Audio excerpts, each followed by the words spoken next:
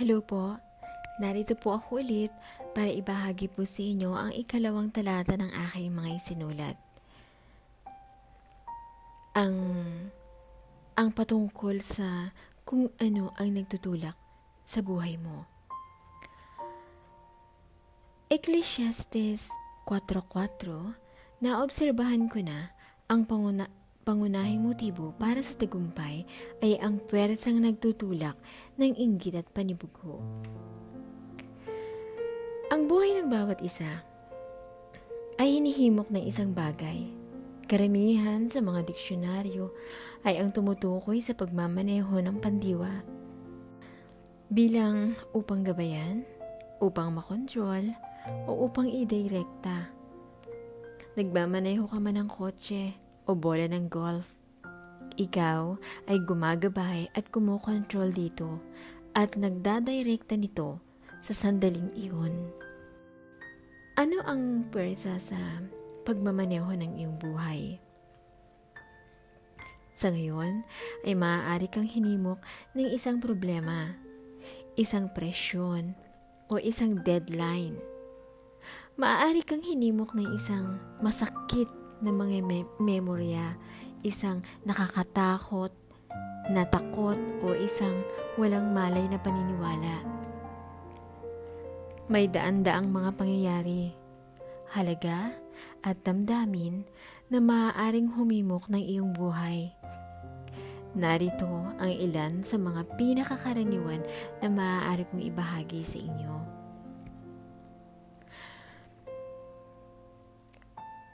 Una, maraming tao ang hinihimok ng pagkakasala. Ginugol nila ang kanilang buong buhay na tumatakbo mula sa mga panghihinayang at itinatago ang kanilang kahihiyan. Ang mga taong hinihimok ng mga may kasalanan ay minamanipula ng mga alaala. Pinapayagan nila ang kanilang nakaraan upang makontrol ang kanilang hinaharap. Kadalasan ay hindi namamalayang pinarurusahan ang kanilang sarili sa pamamagitan ng pagsabotahe sa kanilang sariling tagumpay. Kapag nagkasala si Cain, ang kanyang pagkakasala ay nagdi-disconnect sa kanya mula sa presensya ng Diyos.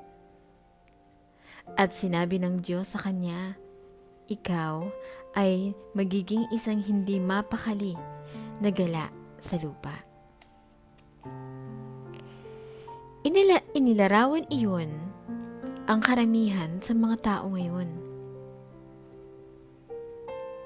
Ang layunin ng Diyos ay hindi limitado sa iyong nakaraan. Ginawang leader ang isang mamamatay tao na nagngangalang Moses sa isang matapang na bayan at maaari niyang gawin ang mga kamanghamanghang bagay. Ganon din, dalubhasa ang Diyos sa pagbibigay sa mga tao ng isang bagong pasimula. Sabi sa Biblia, anong kaligayahan para sa mga napatawad ang pagkakasala? At ano ang ginhawa para sa mga nagtapat sa kanilang mga kasalanan at nalinis ng Diyos ang kanilang talaan? Maraming tao ang hinihimok ng sama ng loob at galit sa kapwa. Pinanghahawakan nila ang mga nasasaktan at hindi nila napagtatagumpayan ito.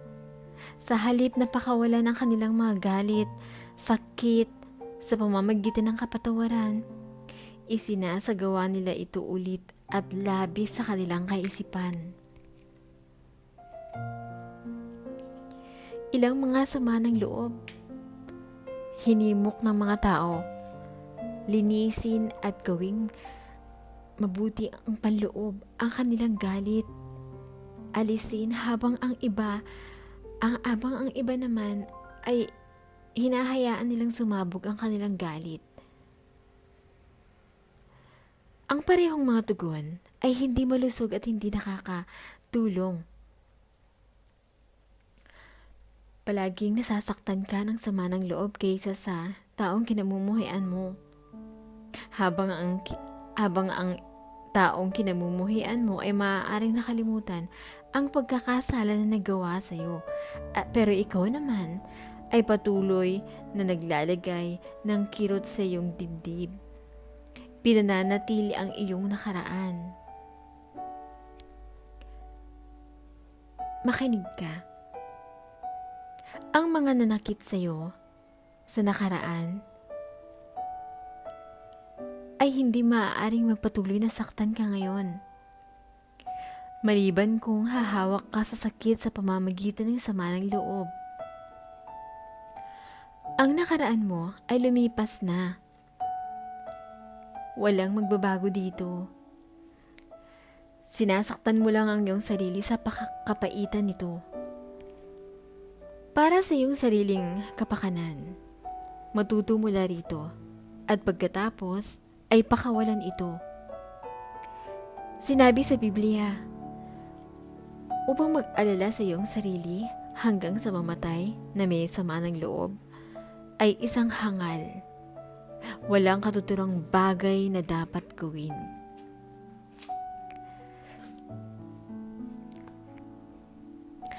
Maraming tao ang hinihimok ng takot. Ang kanilang marahil ay isang resulta ng isang traumatic experience. Mga hindi makatotohanang mga inaasahan. O kahit na ang predisposisyon. Well, ano man ang dahilan? Ang mga taong hinimok ng takot ay madalas na makaligtaan ng mga magagaling na pagkakataon dahil takot silang makipagsapalaran. Sa halip, ay ligtas itong nilalaro nila. Iniiwasan ng mga peligro at sinusubukang mapanatili ang status quo.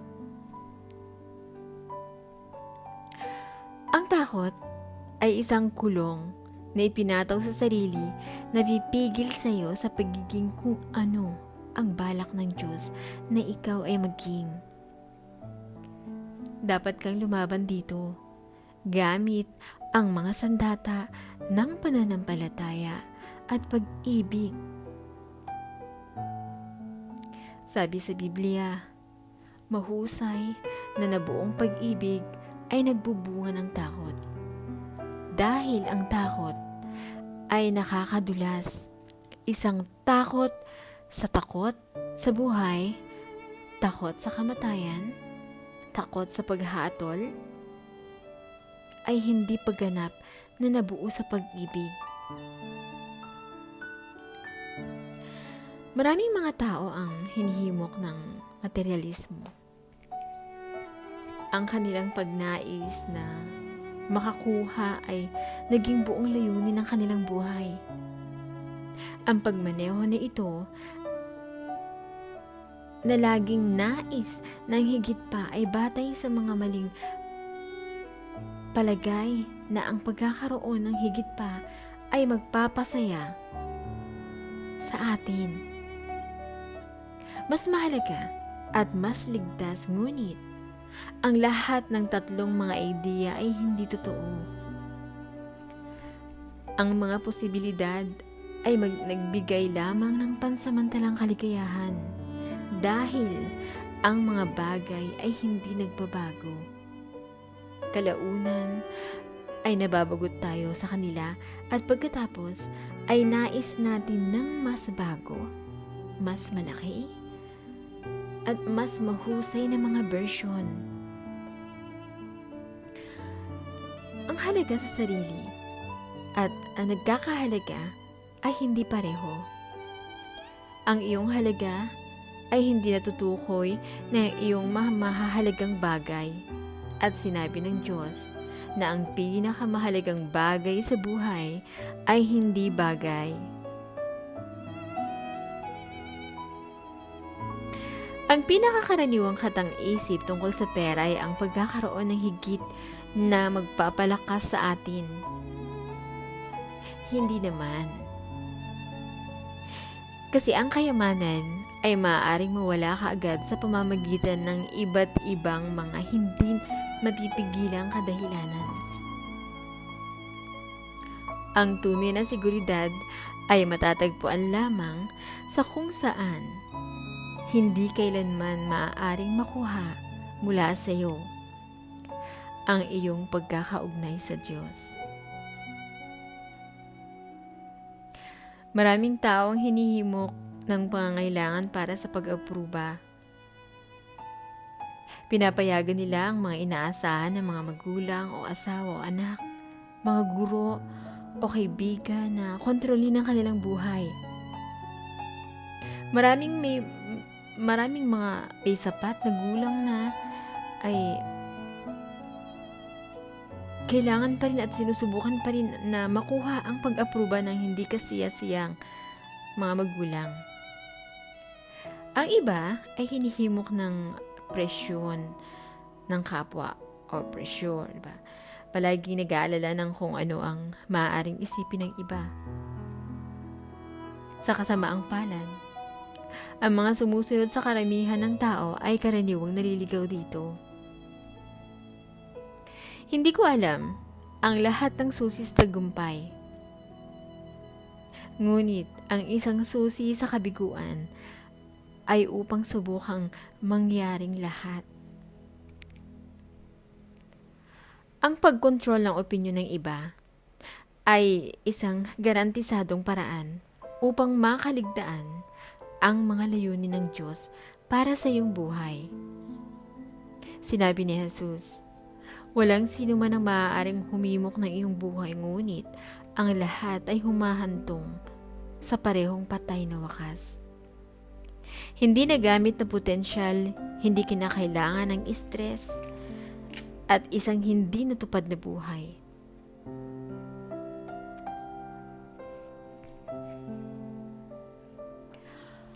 Ang talata kong ito ay nagpapakita sa iyo kung paano mabuhay ng isang layunin na hinimok ng buhay.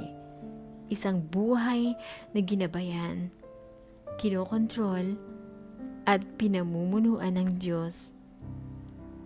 Wala nang mas mahalaga kaysa malaman ang mga layunin ng Diyos para sa iyong buhay. At walang maaaring magbayad para sa hindi pag-alam. Sa kanila, hindi tagumpay, hindi kayamanan, hindi katanyagan o kasiyahan. Pag walang layunin, ang paggalaw ng buhay na walang kahulugan, aktibidad na walang direksyon, at ng mga kaganapan ng walang dahilan, ng walang layunin, ang buhay ay walang halaga, maliit at walang kabuluhan.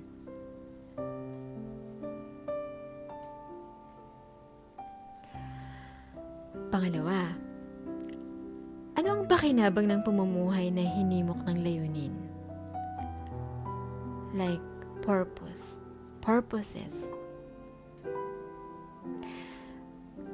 Mayroong mahusay na mga pakinabang na pamumuhay na hinimok ng isang buhay. Ang pag-alam sa iyong layunin ay nagbibigay kahulugan ng iyong buhay.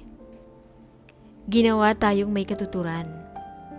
Ito ang dahilan kung bakit sumusubok ang mga tao ng mga kahina-hinalang pamamaraan tulad ng astrology o physics upang matuklasan lamang ito. Kapag ang buhay ay may kahulugan, maaari mong tiisin ang halos anupaman. Kung wala ito, walang kakayanin. Kung walang Diyos, ang buhay ay walang layunin. Kung walang layunin, ang buhay ay walang kahulugan. Kung walang kahulugan, ang buhay ay walang kabuluhan o pag-asa.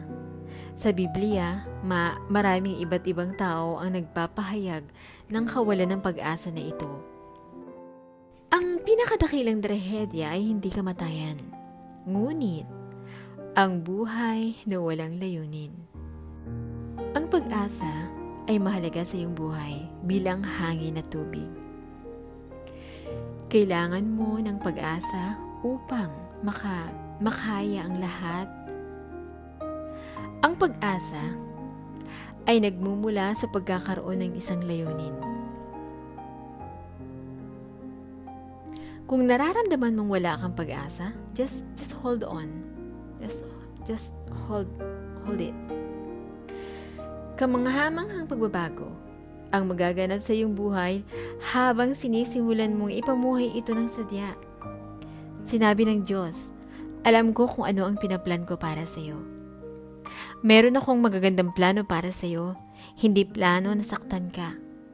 Umaasa ako at isang magandang kinabukasan.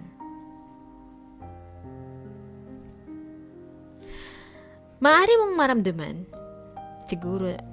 maramdaman na nakaharap ka sa isang imposibleng sitwasyon o mabigat na problema.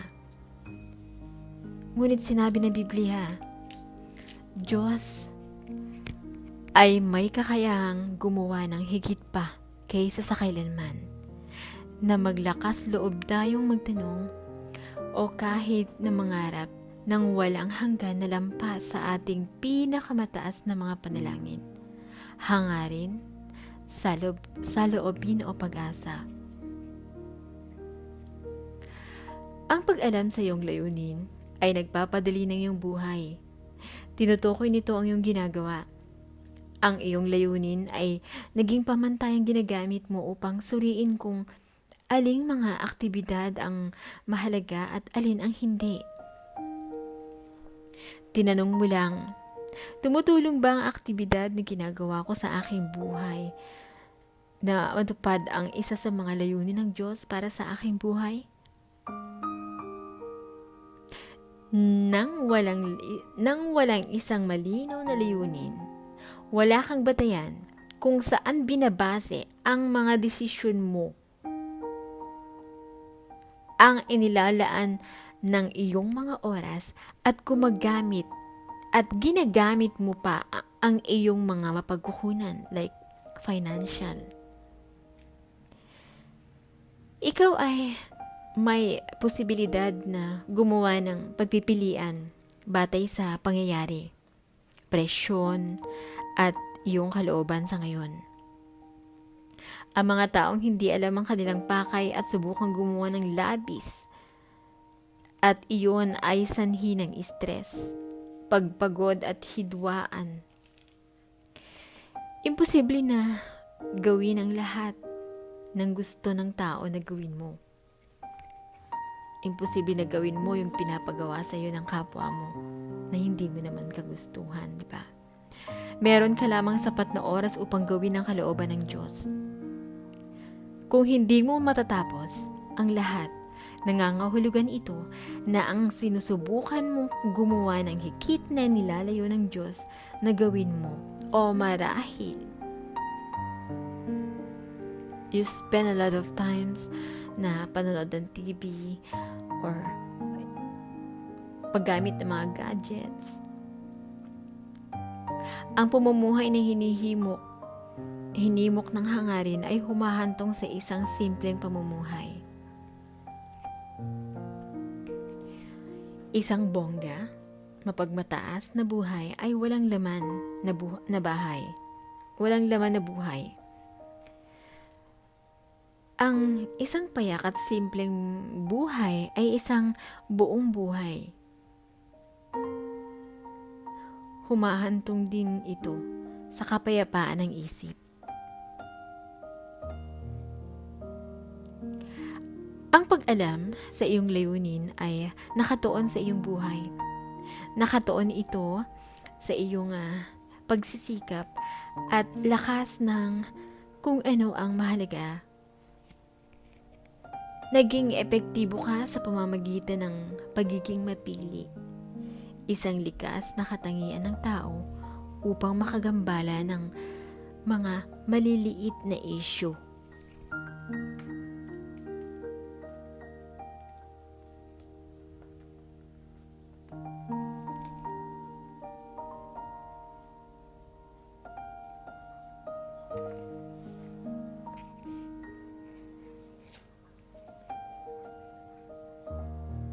Nang walang isang malinaw na layunin, mapapanatili mong nagbabago ang direksyon, trabaho, relasyon, simbahan o iba pang palabas na pag-asa na ang bawat pagbabago ay malulutas ang paggalito o maramdaman ang kawalan ng laman ng iyong puso.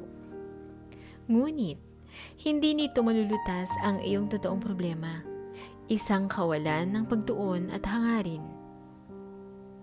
Hindi niya ito malulutas. Sabi sa Bible, huwag mabuhay ng walang pag-iingat, walang pag-iisip. Siguraduhin naiintindihan mo kung ano ang gusto ng iyong master. Ang lakas ng pagtuon ay makikita sa isang ilaw.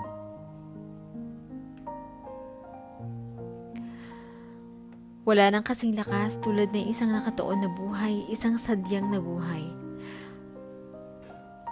Ang mga kalalakihan at kababaihan ng nakagawa ng isang pinakamalaking pagkakaiba sa kasaysayan, ang pinakatutuon. Halimbawa, ang apostol na si Paul ay halos nag-iisa na kumalat sa pagiging Kristiyano sa buong imperyo ng Roma. Ang kanyang sikreto ay isang buhay na nakatuon or focus. Sinabi niya, tinuon ko ang lahat ng aking lakas sa isang bagay na ito, kinakalimutan ang nakaraan at inaasahan ang hinihintay. Kung nais mong magkaroon ng epekto ang iyong buhay, focus on it. Itigil ang pagdadabog, itigil ang pagsubok na gawin ang lahat ng ito, gumawa ng mas kaunti yung mahusay ng mga gawain at gawin lamang ang pinakamahalaga. Huwag kailanman malilito or sa mga aktibidad, huwag kang malilito sa mga pagiging produktibo mo, sa pagiging creative person mo. Maaari kang maging abala ng walang layunin, ngunit what is the point? Ano ang punto? Ang layunin ay laging gumagawa ng pagkahilig. Walang nagpapasigla tulad ng isang malinaw na layunin. Sa kabilang banda, ang pag-iibigan ay nawawala kapag wala kang layunin sa partner mo. Ang maraming tao ang ginugugol ang kanilang buong buhay sa pagsubok na lumikha ng isang pangmatagalang pamana sa mundo. Gusto nilang maalala kapag wala na sila. Diba? Gusto nilang i-achieve gusto nilang maalala sila ng mga tao. Gayunpaman, ang higit na mahalaga ay hindi ang sasabihin ng iba tungkol sa iyong buhay, ngunit kung ano ang sinasabi ng Diyos.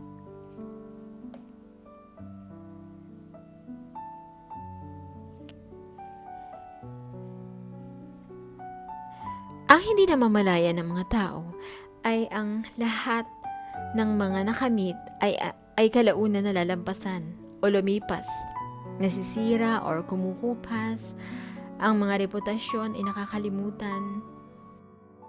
Ang pamumuhay upang lumikha ng isang makamundong pamana ay ang may malay na hangarin na layunin. Isang matalinong paggamit ng oras ay upang bumuo ng isang walang hanggang pamana. Hindi ka inilagay sa lupa upang matandaan. Inilagay ka rito upang maghanda para sa kawalang hanggan, sa eternity. Balang araw ay tatayo ka sa harap ng Diyos at gagawa siya ng pag-audit ng iyong buhay. isang pangwakas na pagsusulit bago ka pumasok sa kawalang hanggan. Sabi sa Biblia, alalahanin, bawat isa sa atin ay tatayo ng personal sa harapan ng hukuman ng Diyos. Oo, bawat isa sa atin ay kailangang magbigay ng isang personal na account sa Diyos. Sa kabutihang palad, nais ng Diyos na lampas tayo sa pagsubok, kaya't binigyan niya tayo ng mga tanong ng maaga. Malalaman natin sa Biblia na tatanungin tayo ng Diyos ng dalawang mahahalagang katanungan. Una, ano ang ginawa mo sa aking anak na si Jesucristo? Yan ang kanyang unang tanong. Hindi magtatanong ang Diyos tungkol sa iyong relihiyosong belief or pinagmulan or mga pananaw sa buhay or doktrina. Tinanggap mo ba ang ginawa ni Jesus para sa iyo at natutunan mong mahalin at magtiwala sa Kanya? Sinabi ni Jesus na ako ang daan at ang katotohanan at ang buhay. Walang pupunta sa Ama maliban sa pamamagitan ko. Pangalawang tanong ng Diyos sa atin, ano ang ginawa mo sa binigay ko sa iyo?